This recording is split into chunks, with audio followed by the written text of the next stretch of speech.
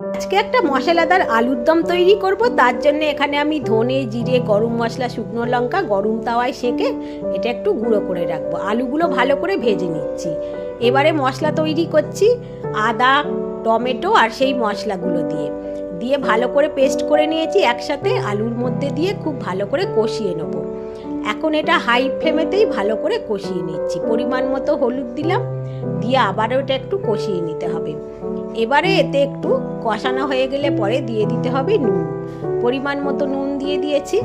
ব্যাস, এটা একটু কষানো হয়ে গিয়েছে, তেল ছেড়ে দিয়েছে। এখন মিক্সিং জারটা ধুয়ে একটু জল দিয়ে দেবো আর অল্প একটু চিনি, শুকনো লঙ্কাটা একটু দিয়ে দিলাম। আলুটা ভালো করে সিদ্ধ করে নিতে হবে। এটা দারুণ সুস্বাদু খেতে হবে। ভাত, রুটি, লুচি যে কিছুর সাথেই ভালো লাগবে। একটু ভালো ঘি দিয়েছি। ব্যাস, এবারে এটা একদম রেডি খাবার জন্যে। এটা যে কোনো সময় খাওয়া যায় আর অত্যন্ত টেস্টি।